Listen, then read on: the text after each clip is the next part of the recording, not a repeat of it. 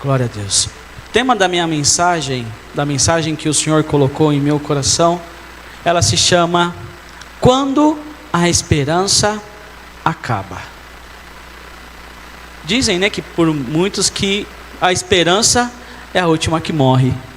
Mas quando ela acaba, o que nós fazemos? Qual que é a solução para quando a esperança acabar? Tem um texto, na palavra do Senhor, existe alguém em que a esperança, ela acabou. Existe na Bíblia, na palavra do Senhor, que eu vou mostrar para vocês, que existe alguém que estava vivendo uma situação terrível na casa dela. Fazia algum tempo que ela tinha perdido alguém muito querido na família. Perdeu o seu esposo, já é difícil. Já estava alguém que estava sustentando o lar. Passou mais um tempo, perdeu o seu filho. E ela não podia trabalhar. A esperança dela acabou.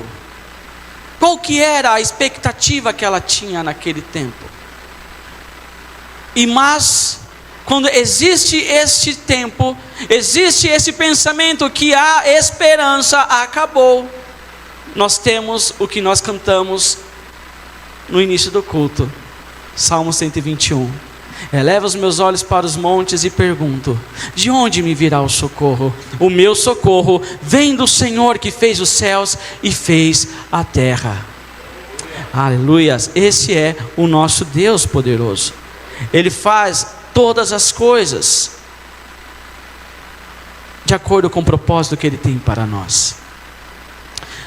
E o que me chamou a atenção, quando nós vamos ler, que esta pessoa, ela estava vivendo um momento de sofrimento, um momento de aflição ali, só que ela, em nenhum momento na Bíblia fala que ela clamou ao Senhor. Mas a palavra do Senhor, ela nos revela que em Jeremias capítulo 33, versículo 3, diz assim: clama a mim e eu responderei e lhe direi coisas grandiosas e insondáveis que você não conhece. A palavra do Senhor nos orienta: clama a mim e eu vou lhe dar a resposta. Em Salmo 50:15 também diz assim: e clame a mim no dia da angústia e eu o livrarei e você me honrará. Temos que clamar ao Senhor, pedir a Ele por orientação. E Salmos 18, versículo 6 fala assim: na minha aflição clamei ao Senhor, gritei por socorro ao meu Deus. Do seu templo Ele ouviu a minha voz, o meu grito chegou à sua presença, aos seus ouvidos.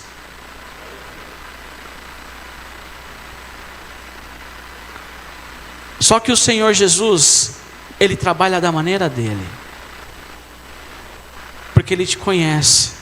Às vezes a dor é tão intensa, a dor é tão incessante que você não sabe o que falar, você não sabe o que clamar, e você só sabe se derramar na presença do Senhor.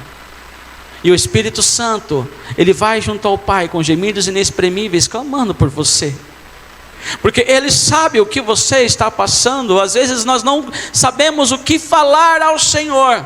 No momento da aflição falamos até bobagem, porque queremos que resolver aquela situação da nossa forma e não da maneira que Deus Ele tem que resolver em nossas vidas. Só que o Senhor, Ele é soberano.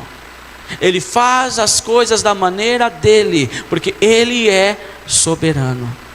Agora eu peço aos irmãos que abram as suas Bíblias em Lucas capítulo 7, do versículo 11 ao 17, que nós vamos fazer a nossa leitura. Aleluia. Glória a Deus. Coloca a Bíblia para enxergar melhor. Lucas capítulo 7, versículo 11 ao 17. Aleluia. Você que está aí na sua casa também, acompanhe a leitura. Livre-se das distrações. Não sabe como? Venha dia 14, no período da noite, você vai ver como se livrar disso. Vamos lá. Lucas capítulo 7, versículo 11 a 17, diz assim: Logo depois, Jesus foi a uma cidade chamada Naim, e com ele iam os seus discípulos e uma grande multidão. Ao se aproximar da porta da cidade, estava saindo o enterro do filho único de uma viúva, e uma grande multidão da cidade estava com ela. Ao vê-la, o Senhor se compadeceu dela e disse: Não chore. Depois aproximou-se e tocou no caixão. E os que o carregavam pararam. Jesus disse: Jovem, eu lhe digo, levante-se. Ele se levantou, sentou-se e começou a conversar. E Jesus o entregou à tua mãe. Verso 16: Todos ficaram cheios de temor e louvavam a Deus. Um grande profeta se levantou entre nós, diziam eles. Deus interveio em favor do seu povo. Verso 17, último: essas notícias sobre Jesus espalharam-se por toda a Judeia e regiões circunvizinhas. Somente até aqui. Aleluias. Quando a esperança acaba. Naim, no dicionário bíblico de Easton, significa pastos verdejantes, amável, um lugar que era tranquilo. Naim era um lugar onde o significado diz que havia uma tranquilidade ali naquele lugar. Em Lucas capítulo 11, no capítulo 7, aqui no verso que nós acabamos de ler, verso 11, ele diz assim, ele já começa o texto assim: logo depois, Jesus foi a uma cidade. O interessante é que o escritor do livro de Lucas, ele teve essa atenção a falar logo depois, aí nos remete a falar logo depois do quê? Deixa eu ver o que ele fala logo depois. Quando nós vamos ler do versículo 1 ao versículo 10, ele está falando de um homem, um homem que ele era um encarregado ali daquela região, ele tinha uma autoridade naquele lugar. E o Senhor Jesus, ele ficou sabendo do Senhor Jesus, e ele disse, o centurião, lembrei o nome, o centurião, ele soube do Senhor Jesus e pediu para alguns líderes religiosos ali ir lá ao Senhor Jesus, falar com ele, suplicar, para que ele pudesse curar o seu servo, a qual ele estimava muito. E esses líderes religiosos foram lá onde estava Jesus e começaram a suplicar com insistência. É o que diz o verso 4 de Lucas 1: suplicaram com insistência: este homem merece que lhe faças isso, porque ama a nossa nação e construiu a nossa sinagoga. Os líderes religiosos foram lá até ele e suplicaram a Jesus, intercederam a Jesus a favor do centurião. Aqui que chama a atenção essa frase de suplicar, interceder. Quantas vezes você intercede por alguém que você não conhece, você não sabe, mas mesmo assim você coloca a tua fé em ação para que o Senhor age e cure aquela pessoa. Você intercede ao Pai para que faça algo a favor daquela pessoa. Interceder insistentemente como que é interceder? Eu não vou falar apenas uma vez. Eu não vou orar apenas uma vez. Deus conhece o meu coração.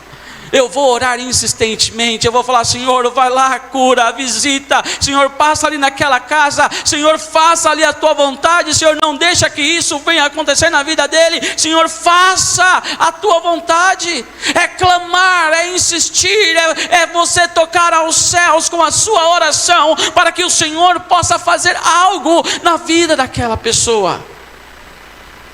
E só tem duas opções: ou ele faz, ou ele não faz. Porque ele é Deus, a vontade dele é soberana.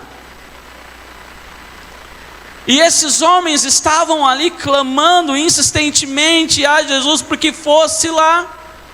Aí o Senhor Jesus, tudo bem, nós vamos lá.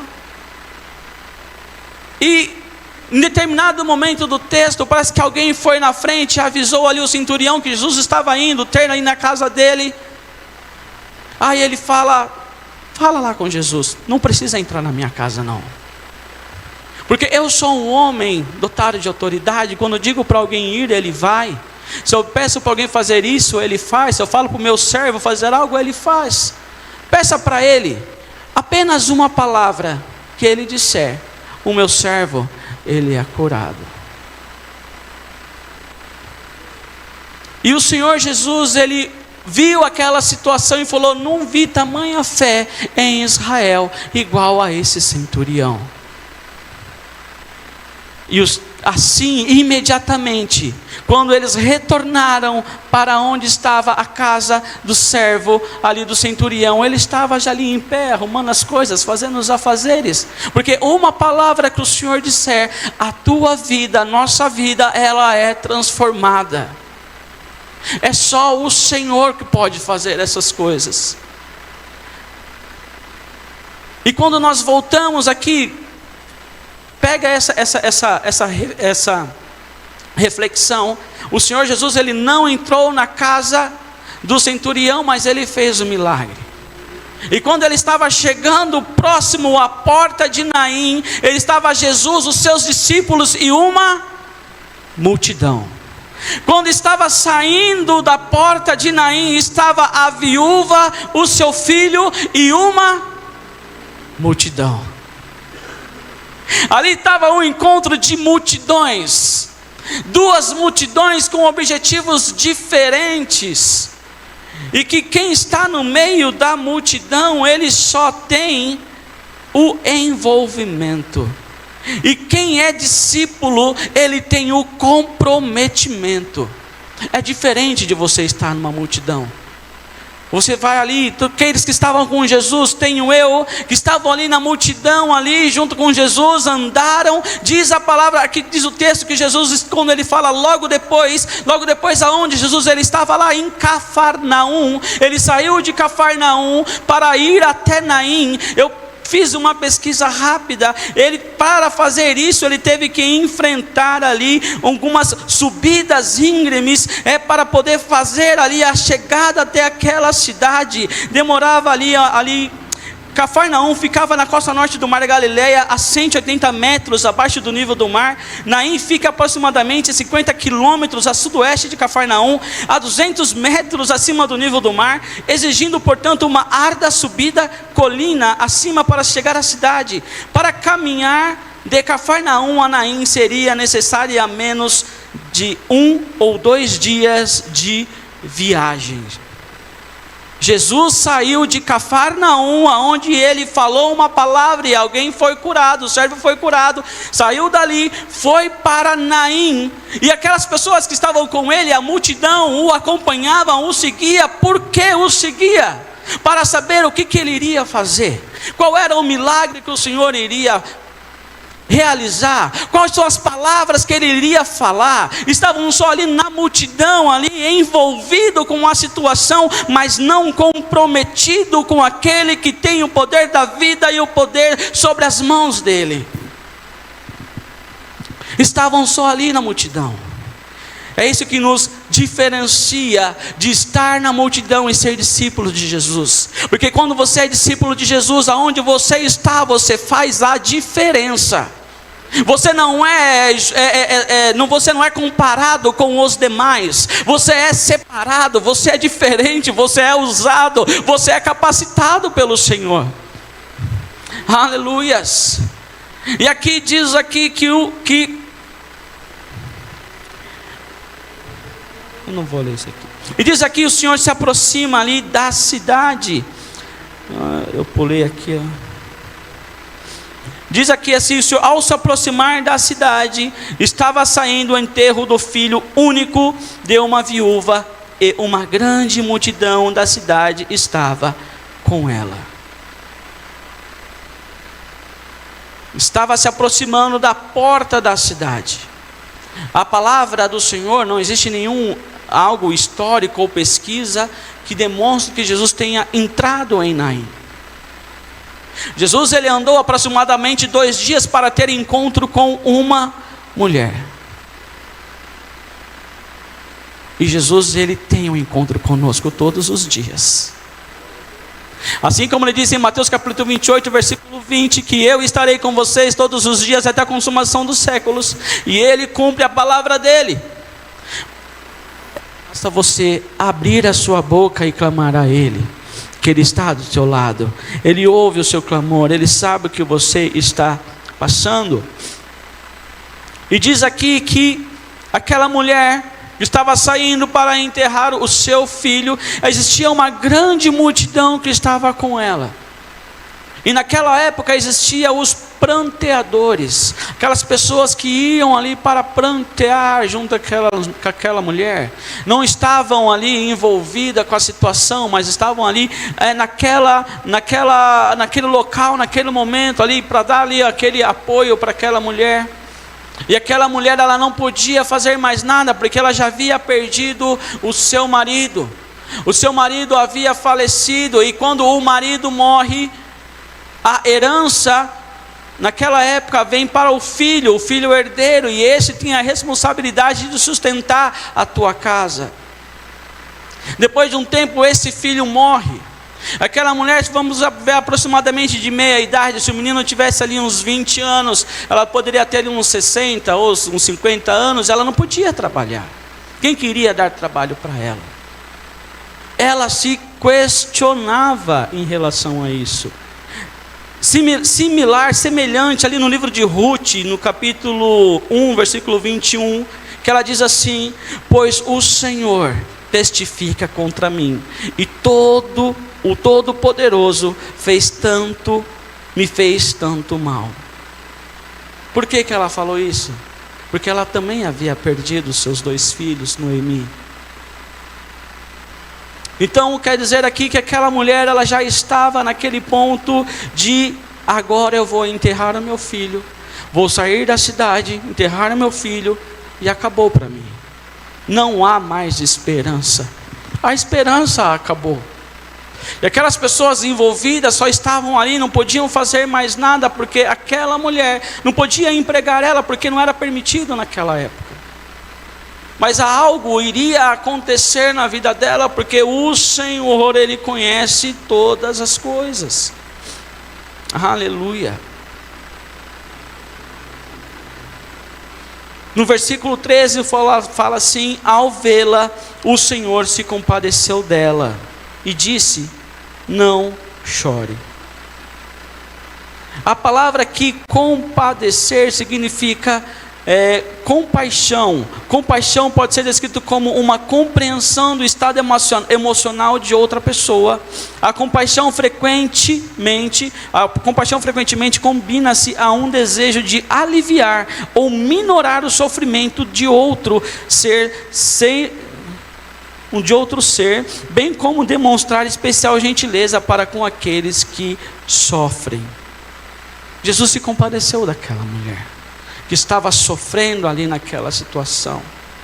Aí Jesus se aproxima dela e fala: filha, não chore.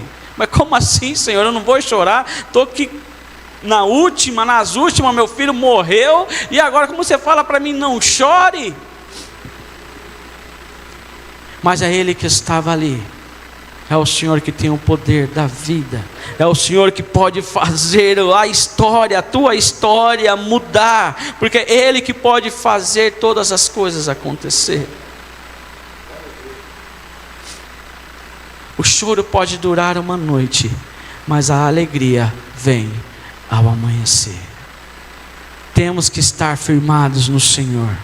Acreditar na palavra do Senhor, aquilo que o Senhor tem falado para as nossas vidas.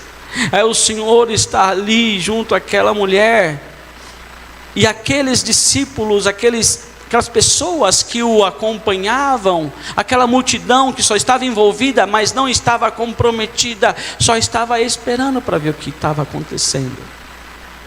Aí Jesus vem, toca no caixão, impuro, Olha, já vem na mente da multidão: impuro, tocou no caixão. Quem é ele? Tocou no caixão. Vai ter que ficar 7 dias fora aí, porque está impuro. Lá no livro de, deixa eu pegar aqui, no livro de Números, capítulo 19, versículo 16, diz assim: quem estiver no campo e tocar em alguém que tenha sido morto à espada, ou em que tenha sofrido morte natural, ou num osso humano, ou num túmulo, ficará impuro durante 7 dias. Olha só. E eram os religiosos daquela época. Jesus toca ali no caixão. Em algumas versões ela fala esquife. Jesus toca ali no esquife. Aí com certeza religiosos poderiam falar assim: opa, ficou impuro. Jesus, o que foi fazer isso? Ficou impuro. Só que Jesus, ele toca no caixão. Imediatamente aqueles que carregavam o caixão param. Opa, fez algo que não era para fazer. Não estava no cronograma, no figurino. Não é permitido que alguém toque no morto, não. Pararam. Aí eu fico viajando agora aqui, que Jesus toca ali, olha para todo mundo, para os seus discípulos que estavam ali, para a multidão. Aí ele olha para aquele menino que está ali, deitado no esquife. E ele fala para o menino, ele não chama ele pelo nome, porque até então, por que não chama ele pelo nome? Porque Jesus, ele só falou para a mulher: ô mulher, qual que é o nome do seu filho aí, que eu preciso falar o nome dele para levantar ele, né? Igual eu fiz com Lázaro: Lázaro, sai para fora. Não falou nada. Ele só falou para a mulher: opa, calma, não chore. Foi em direção ao caixão, tocou no caixão, as pessoas que carregavam pararam, e aí ele fala assim: cadê? Jovem, eu lhe digo, levante-se. Jovem, eu lhe digo, levante-se. Uma palavra dele, as coisas acontecem. A sua vida, ela é transformada. Por mais que você pense que agora não tem solução, é muito difícil para mim suportar essa situação. É só Jesus. É só Jesus. É só Jesus para mudar essas situações. Ele pode fazer isso numa palavra, no estalar de dedo, na vontade dele. Ele pode fazer, porque a vontade dele é soberana. O centurião clamou e o Senhor agiu. A mulher não clamou, mas o Senhor conhecia quem precisava do milagre dele. Ele foi. E o Senhor conhece o seu coração. Ele conhece aquilo que você precisa, aquilo que você pede para Ele. Ainda que a palavra me chegue inteiramente, o Senhor conhece. É o Senhor que está agindo nesse tempo. Aleluia. Já estou chegando aqui para o fim. E o que a palavra do Senhor, ela tem revelado em relação a isso?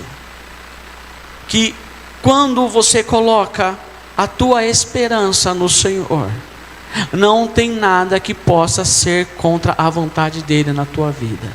Porque quando a esperança acaba, quando você pensa que não tem mais solução, é Ele que tem todas as respostas, todas as palavras para a tua vida. É o Senhor.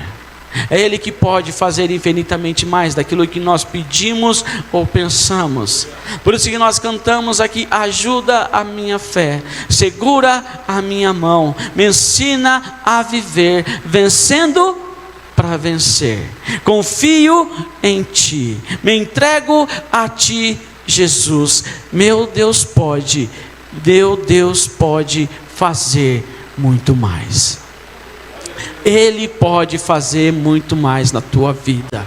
Basta você crer e acreditar. Abra o seu coração, clame a Ele. Não importa aquilo que está acontecendo no nosso Brasil, não no mundo, porque o mundo jaz o maligno. Mas uma coisa que eu sei, em Salmo 24 diz: do Senhor é a terra, a sua plenitude, o mundo e todos os que nele habitam. Do Senhor, você é do Senhor. Não pode vir nada contra a tua vida, porque o Senhor, Ele é contigo.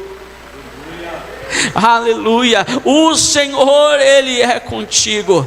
Ele tem o poder sobre a vida, Ele tem o poder sobre a morte, porque o nosso Deus, Ele ressuscitou e Ele está vivo e está aqui essa noite. Aleluia. Aleluia. Feche os seus olhos.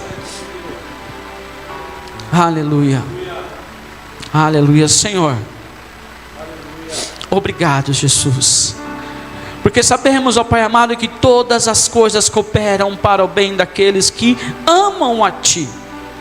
Ah, Senhor, assim como o Senhor andou, Deus amado, uma região árida, árdua, para encontrar aquela mulher, nós pedimos ao Senhor que o Senhor nos ache aqui essa noite.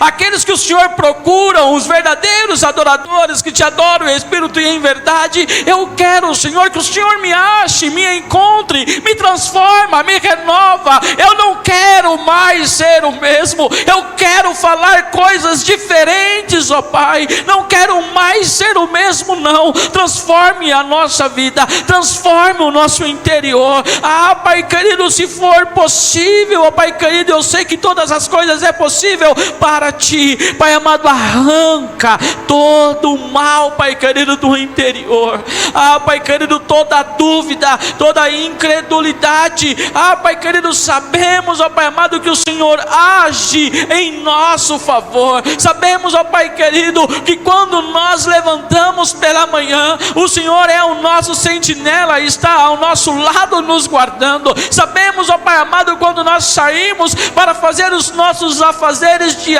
o Senhor dá ordem aos seus anjos a nosso respeito, para nos livrar de todo mal, para nos cercar, ó Pai querido, do maligno. Ah, Pai amado, o diabo pode estar ao nosso derredor, mas em nós está aquele que é maior do que aquele que está no mundo.